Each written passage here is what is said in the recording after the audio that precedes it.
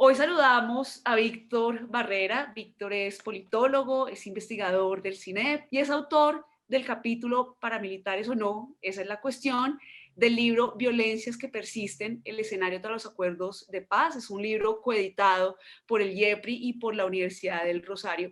Víctor, gracias por aceptar nuestra invitación y es un gusto saludarte. Mariana, muchas gracias por la invitación.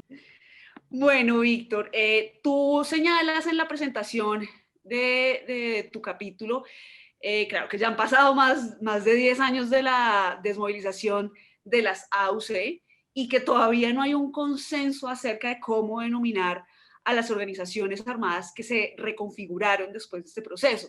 Para algunos son narcoparamilitares, para otros grupos armados post desmovilización, para otros neoparamilitares o grupos armados ilegales o simplemente paramilitares. También señalas allí que cada categoría tiene unas implicaciones políticas y jurídicas y que incluso la categoría paramilitares requiere ser reemplazada por la categoría de organizaciones sucesoras del paramilitarismo o las OSP, como tú bien allí lo mencionas.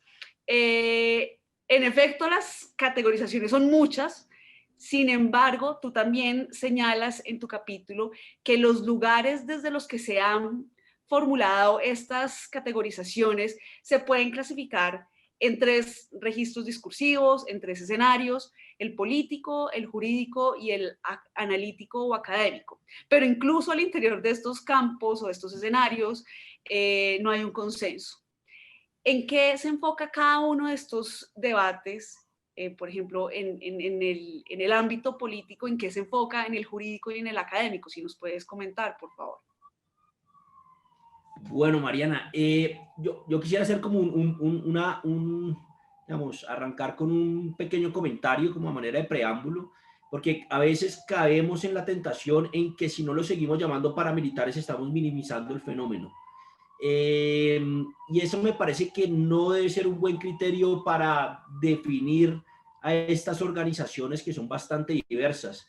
Entonces creo que arrancaría por ahí. Sin duda este es un artículo que se escribió hace un tiempo en este escenario tan complicado de transición, y una advertencia que se hace es eventualmente podemos avanzar hacia expresiones puramente paramilitares como las hemos conocido, que es una de las advertencias que se hace en el capítulo. Pero otro curso de acción que también es bastante plausible es que lo que vayamos a ver de aquí en adelante es mucha más hibridación entre las organizaciones disidentes, las insurgencias, digamos como el ELN, que tiene una gran variación territorial, y una multiplicidad de organizaciones o crimen organizado que está operando en el nivel local. Entonces quería simplemente arrancar con este preámbulo diciendo: si cambiamos la denominación no estamos minimizando el fenómeno, al contrario, creo que estamos digamos, ante un fenómeno mucho más difícil de combatir y que representa quizás mayores riesgos a la estabilidad del país. Entonces,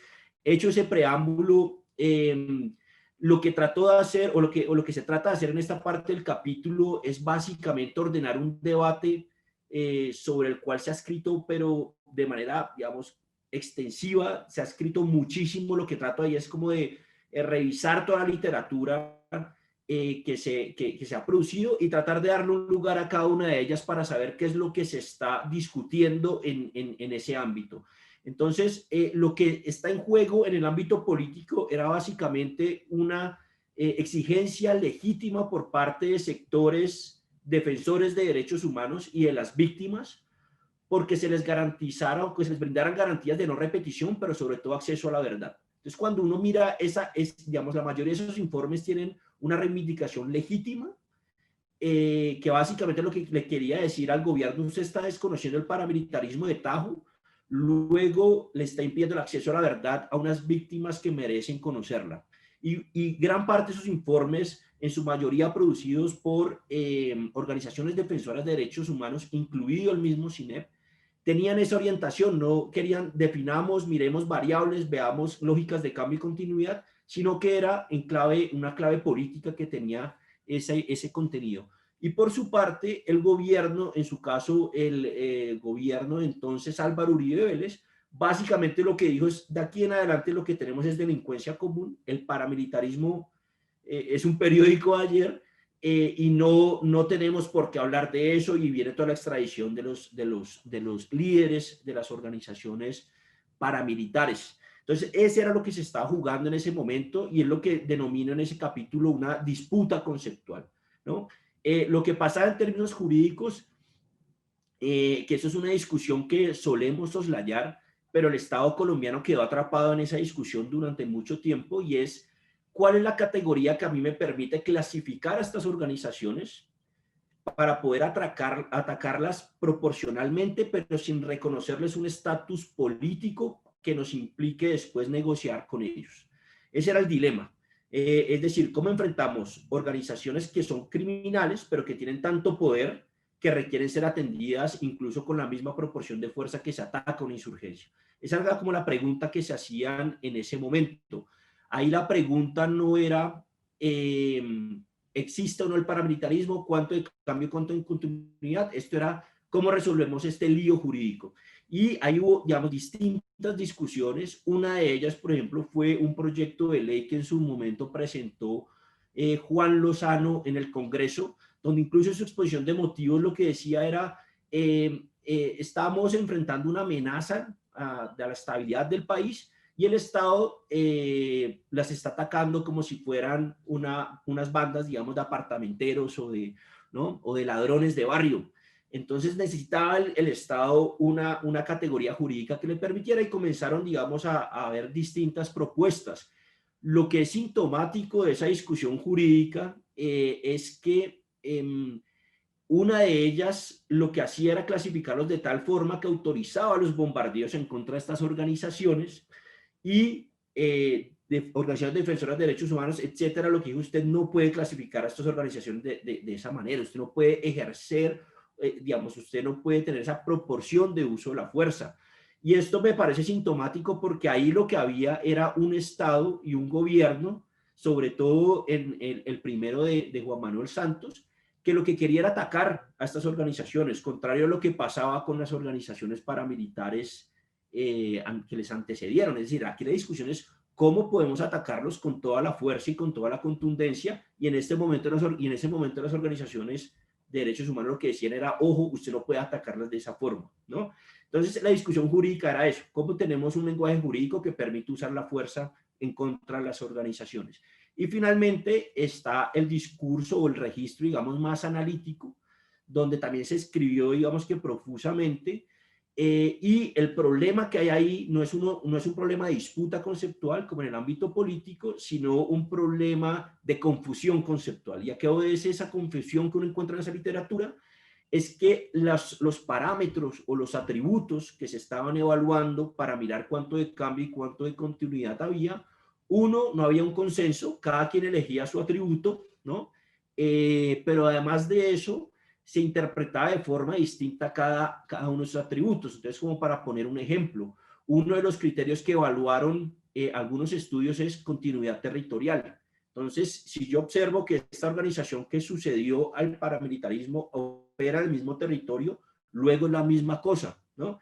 Pero también teníamos otros tipos de interpretaciones, o qué pasaba, digamos, cuando estas organizaciones se pasaban a territorios distintos donde antes no habían operado los paramilitares. Entonces, todo eso generó una gran confusión conceptual, y ahí lo que trato es de mirar cómo las valoraron, digamos, que las tres aproximaciones en el debate, que son las aproximaciones continuistas, que dicen no hay nada, digamos, nuevo en el panorama; las que son un poco más ambiguas, que caen como que en esto y aquello, como que sí, como que no; y finalmente, digamos, que las tesis más rupturistas, que básicamente lo que decían es: aquí ya estamos en otro juego. Entonces, eso era lo que se trata de reconstruir en ese momento del capítulo, en ese apartado, y era mirar eso, digamos, cómo cada discusión tiene su particularidad, y finalmente nos deja en un gran problema, y es que tenemos un gran desorden para poder caracterizar estas organizaciones, y ese fue precisamente la motivación de este capítulo. Víctor, pues tú en efecto ya nos has señalado pues esta falta de consenso en el ámbito político, en el ámbito jurídico, en el ámbito también analítico, y también señalas en este capítulo, digamos, esta complejidad en definir al fenómeno paramilitar. Quiero ahora preguntarte cuál sería el marco de referencia para poder definir el paramilitarismo, cómo definirlo. Exacto, Mariana, es que ese era, digamos, uno de los problemas de la discusión era no tenemos ni siquiera o no había al menos una definición mínimamente compartida de lo que es paramilitarismo, ¿no? Entonces estábamos, sin duda el paramilitarismo fue muchísimas cosas. Entonces uno quizás pudiera enumerar todas las características de todos los paramilitarismos que hemos experimentado en Colombia, desde el MAS hasta lo que fue el poderoso bloque norte, es decir, todo esto es parte de un solo y mismo fenómeno. Pero ahí lo que trato es de señalar, y esto es un poco como inspirado en alguna literatura que habla pues, de cómo construir conceptos, y es tratar de definir sus características centrales, es decir, aquellas sin las cuales el fenómeno deja de ser tal, ¿no? Entonces, un poco lo que trata de hacer, o lo que trato de hacer en ese apartado, es decir, partamos de una definición básica a partir de las características centrales del paramilitarismo, todas aquellas que le podamos sumar después, que en efecto existieron, pueden hablarnos de un paramilitarismo con un adjetivo, si se quiere, es un paramilitarismo de este tipo. Pero digamos que en el núcleo central del paramilitarismo, cualquiera sea la experiencia que uno observe, y esto es un poco apoyado también en los trabajos de Statis Calivas y Ana Arjona y el profesor Francisco Gutiérrez, incluso el otro que tiene el profe con Jennifer Vargas, trato como de decir, bueno, ¿cuáles son esas tres características sin las cuales el paramilitarismo no es? Entonces el paramilitarismo eran básicamente, o se caracterizaba, digamos, o tenía tres propiedades centrales. La primera y la más evidente es que operaba en un marco institucional del ámbito nacional, no solamente que lo permitía, sino que lo impulsaba y que lo propiciaba.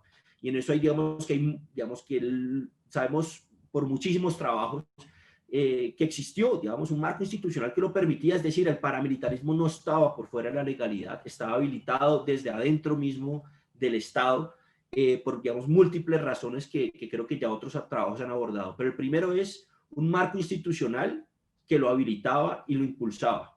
El segundo es que dentro de ese ámbito institucional que lo habilita, había una participación de élites, pero una participación de élites terratenientes y regionales dentro de las coaliciones. Y es lo que, y ahí cito pues, el artículo del profe Gutiérrez con Jennifer, que es básicamente mostrar cómo hay una participación directa de élites agrarias y de muy diverso tipo. Es decir, no eran élites instrumentalizando a los armados, eran élites participando activamente desde adentro de la coalición. Y eso era solo posible, o solo era posible porque había un marco institucional. Y eso nos lleva, digamos, que la tercera propiedad central es no solamente un marco institucional que lo habilita, élites que participan dentro de la coalición, sino que esas élites son determinadoras de la violencia y por lo tanto le imprimen una lógica contrainsurgente muy, muy fuerte. Y una lógica contrainsurgente que todavía nos seguimos preguntando, pero era una lógica contrainsurgente que se expresaba no solamente en los perfiles de las víctimas, sino en un tema que trato un poco también de destacar ahí, y es que tenían, digamos, un proyecto, un modelo de sociedad, ¿no? El paramilitarismo en muchas regiones no solamente asesinaba a aquellos que consideraban eran auxiliares de la guerrilla o sectores peligrosos para el statu quo, sino que impusieron un modelo de sociedad y un orden social en muchos territorios que pasaban incluso por regular comportamientos de la vida privada. Entonces, ese era como un tercer elemento que tenía una manifestación de naturaleza contrainsurgente vinculada precisamente a ese orden social paramilitar. Entonces, lo que trato de hacer es mostrar, bueno, veamos estas tres características y tratemos de evaluar sistemáticamente qué tanto se sostienen en el nuevo escenario para poder decir qué tanto cambio y qué tanta continuidad hay, y de acuerdo a eso ver si la seguimos nombrando como simple paramilitarismo o otro tipo de denominación que es la que intento elaborar en este capítulo, que son las organizaciones sucesoras. Sí, ahora quiero que en efecto pues nos comentes sobre estas organizaciones sucesoras del paramilitarismo, qué son, qué las caracteriza, cuál es el alcance también que tiene esta categoría que tú señalas y qué cambios se dan en relación con sus antecesoras. Bien, no, digamos, para señalar, digamos, quisiera empezar por lo último que mencionas y regresar entonces cómo definirlas. Entonces, el punto es, digamos, la pregunta es, ¿cuál es el cambio que nos lleva a pensar que estamos ante un fenómeno distinto, ¿no? Y hago de nuevo entre comillas porque obviamente estas organizaciones no están operando en vacíos, están operando sobre unos fuertes legados paramilitares, que a veces creo que se nos olvida un poco eso.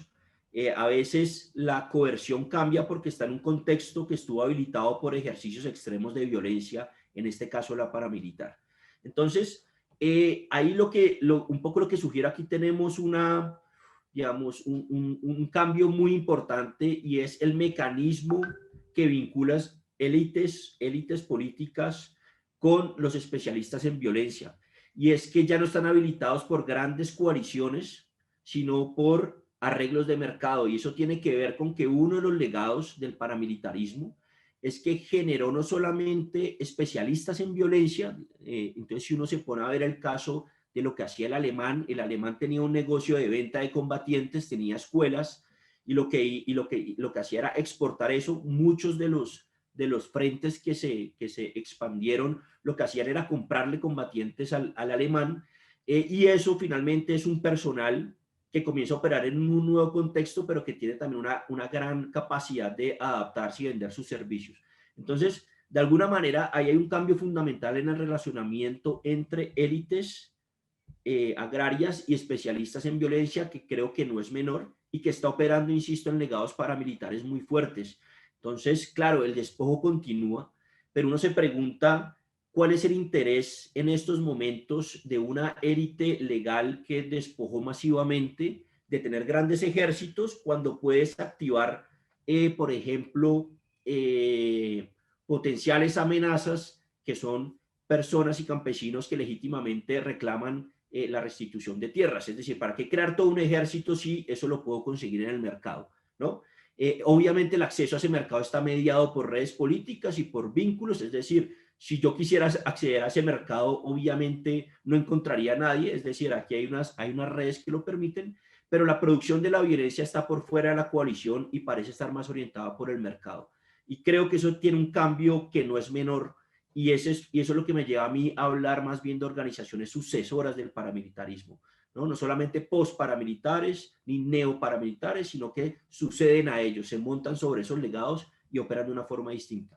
Entonces, ¿cómo entenderlos? Y aquí, de alguna manera, dialogo más con una literatura que viene emergiendo con mucha fuerza, que habla sobre precisamente la política de los criminales, ¿no? Cómo los criminales también son políticos, pero tienen un componente que los diferencia, por ejemplo, en el caso de lo que era el paramilitarismo clásico, y es que su interés es acumular poder informal, acumular poder económico, pero no están interesados en acceder directamente a, digamos, bolsones del Estado o a proyectarse políticamente, sino que precisamente usan otras modalidades como la corrupción y demás. Eso no quiere decir que estén por fuera de la ley, ¿no? O entre comillas, que operen de manera, digamos, sin vínculos con la legalidad. Precisamente eso es lo que les permite sobrevivir.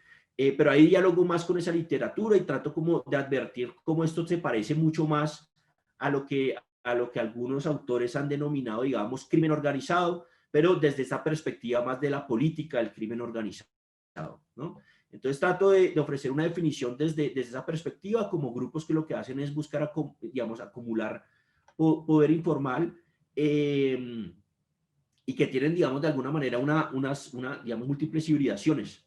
Y esa es un poco como la elaboración que hay ahí para mostrar precisamente que, digamos, esa criminalidad organizada o ese crimen organizado no está relacionado directamente con una forma o con un esquema organizacional, sino que tiene, digamos, múltiples formas de organizarse, ¿no? Pero en cuanto a su intencionalidad, comparte es una acumulación de rentas y de poder informal vía corrupción de autoridades, y no necesariamente construir grandes proyectos de expansión y de influencia, digamos, como ocurría con los paramilitares, de nuevo, bastante asociada a una idea de orden social, a una idea de modelo de sociedad. Creo que ahí ya respondiste la siguiente pregunta que te iba a hacer, y era si es que, ¿cómo debemos entender estas organizaciones? Si las debemos entender como organizaciones criminales o como organizaciones políticas o como un híbrido de ambas cosas. Entonces la voy a reemplazar por otra pregunta. ¿Qué ejemplos podrías darnos sobre estas múltiples formas de organizarse que acabas de señalar? Bien, ese es como una de las, digamos, de los aportes que espera hacer este capítulo es entender, y creo que en la actual coyuntura puede resultar de alguna utilidad, y es precisamente entender cómo se dio la dinámica de adaptación de estas organizaciones, cómo se fueron adaptando incrementalmente al nuevo contexto y cómo en esa adaptación incremental se convirtieron en algo diferente. Es un poco la, la, la tesis en esa parte, digamos, del capítulo. Y ahí lo que digo, o lo que trato de demostrar, es que hubo tres modelos, tres soluciones organizacionales que fueron encontrando en el proceso distintas organizaciones. Esto no obedeció, digamos, un gran plan maestro.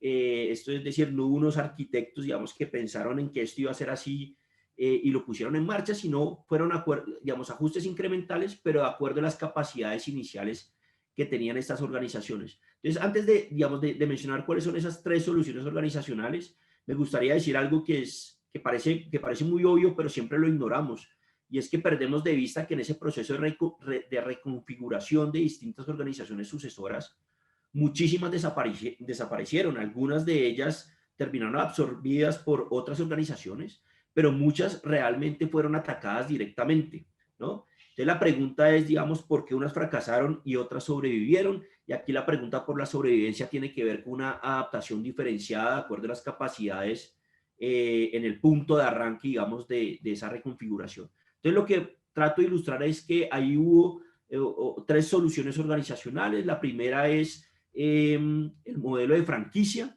El modelo de franquicia, que es el ejemplo de los rastrojos. Si ustedes ven la trayectoria de los rastrojos, por ejemplo, entre 2008 y 2011 alcanza un cubrimiento territorial impresionante, según, por ejemplo, cifras de Indepaz. Y la pregunta es cómo lograron hacer esto, y lo que hicieron fue precisamente tener capítulos territoriales independientes que usaban la etiqueta a modo de franquicia y que podían servir de enlaces digamos, en transacciones muy puntuales del negocio de tráfico de drogas, etcétera, pero operaban de manera independiente. Y muchas veces lo que conocimos fueron precisamente los rastrojos con distintos capítulos regionales, los rastrojos costeños, los rastrojos, ¿no? Entonces, ese modelo de franquicia, que también fue una innovación que en su momento hizo Wilber Varela, etcétera, operaba, digamos, bajo eso. Grupos locales que toman la etiqueta de los rastrojos y que a cambio de usar la etiqueta de los rastrojos le hacían algunos favores, pero operaban de manera independiente, ¿no? Y ese fue, digamos, el modelo de franquicia que usó los rastrojos con cierto nivel de éxito, y por eso lo que vimos en esa evolución de 10 años fue una expansión, digamos, territorial muy grande y luego un encogimiento, y obedecía precisamente a eso. La segunda trayectoria o solución organizacional que encontramos es lo que denomino parroquialización del poder.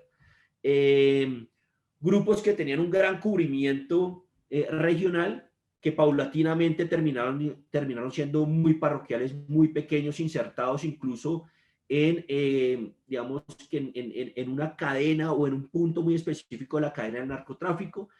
Y lo que ilustro ahí es lo que sucedió con el Ejército Revolucionario Popular Anticomunista, que fue el emprendimiento que lideró alias Cuchillo en los Llanos Orientales. Entonces, lo que trato de mostrar es cómo esta organización, por ejemplo, tenía muchas capacidades, tenía recursos, tenía muy buenos vínculos con la fuerza pública incluso.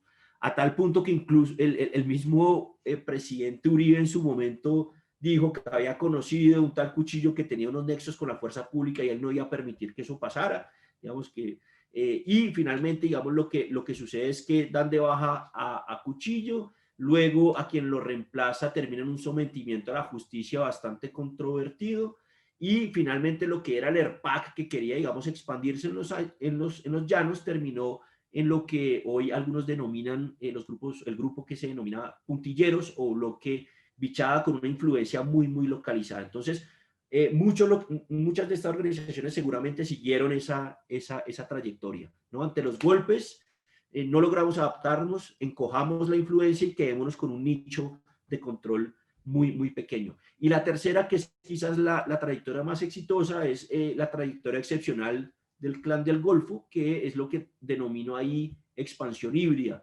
Digamos que el Clan del Golfo digamos, tuvo un punto de partida, digamos que mucho más alentador que las demás organizaciones, recogió muchos aprendizajes que venían incluso desde los mismos miembros del EPL, y en eso fue una organización híbrida que supo combinar digamos, un núcleo duro jerárquico con una expansión vía subcontratación, ¿no?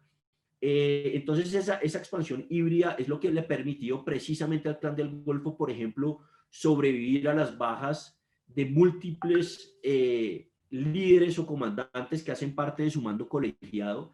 Incluso ha logrado sobrevivir a las divisiones internas que se han presentado, y que digamos que una división que casi en algún momento llevó a Otoniel a someterse a la justicia. Pero ese mando colegiado ha generado un equilibrio en la jerarquía y una cierta claridad de quiénes son los sucesores o quiénes son los que siguen subiendo en la medida en que dan debajo un líder, ya saben quién sigue, y eso, digamos, lo que hace es minimizar las competencias internas y la fragmentación. Entonces, la tercera tiene que ver con esa expansión híbrida que combina elementos de jerarquía, pero también con elementos de red vía subcontratación, ¿no? Entonces, un poco el ejemplo es lo que pasa en algunos lugares de la costa, digamos. Entonces ahí hay un caso que son los Papalópez, que es una bandita, no es una bandita, es una banda, digamos, que tiene un buen control en Barranquilla. Entonces la pregunta que se hace en Clan del Golfo es: ¿para qué yo llego a disputarme el territorio con los Papalópez si requiero ese espacio para simplemente transacciones de flujo de mercancía?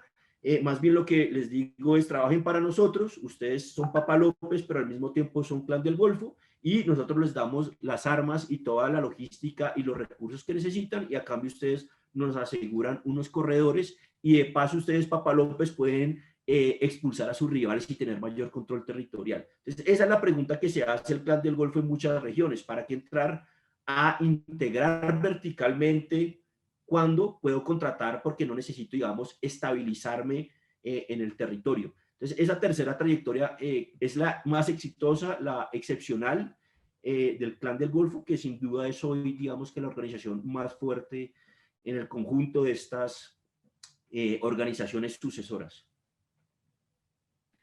Víctor, entonces, teniendo en cuenta esto que nos comentas y como estos tres modelos de organizaciones sucesoras del paramilitarismo, tendremos OSP para rato, al parecer. Tendremos OASP, y no es descartable que eventualmente vuelvan a configurarse expresiones típicamente paramilitares. Yo creo que uno no, digamos, no podríamos, o sea, si a mí me preguntan, yo creo que en estos 10 años no habíamos visto un paramilitarismo clásico, pero se están generando digamos, ciertas condiciones que propiciarían eso. Ese es un curso de acción y no lo podemos descartar. Digamos, uno siempre se equivoca cuando hace prospectiva en este tipo de cosas, pero al menos lo que nos enseñó esta reconfiguración es que quienes insisten en el mismo modelo de antaño fracasan. Es decir, quienes quedan atrapados en las lógicas clásicas de organizarse y de operar no son exitosos en un escenario de adaptación. Y lo digo es porque esto tal vez pueda advertir que lo que vamos a ver es mucha más hibridación, mucha más interacción, y esto de alguna manera se advierte en algunos territorios. Es decir, uno ve a un Clan del Golfo en Chocó con alianzas con algunos sectores de la fuerza pública atacando al ELN, pero uno también ve al Clan del Golfo, a ese mismo, digamos, dicen que es el Clan del Golfo, en el Bajo Cauca disputándole territorio a los caparrapos, y los caparrapos a su vez con alianzas tácticas con el ELN y con disidencias del Frente 18 de las FARC. Entonces, cuando uno mira estas alianzas tácticas, cómo están variando en estas guerras locales, lo que uno tal vez podría advertir es que aquí vamos a tener mucha más hibridación entre las organizaciones, y si bien corremos el riesgo de volver a un paramilitarismo clásico al servicio de élites terratenientes, también podríamos ver un escenario que creo yo es el que se va a configurar, y es, digamos, una mayor hibridación, una mayor emulación de prácticas, y seguramente, digamos, una mayor transferencia de personal, ¿no? Y esa transferencia de personal puede cambiar en la práctica la naturaleza de muchas de estas organizaciones. Entonces, seguramente vamos a tener organizaciones sucesoras del paramilitarismo para rato, pero también vamos a tener, digamos, una mayor hibridación de aquí adelante. Víctor, pues gracias de nuevo por tu tiempo, gracias por esta interesante conversación y contribución.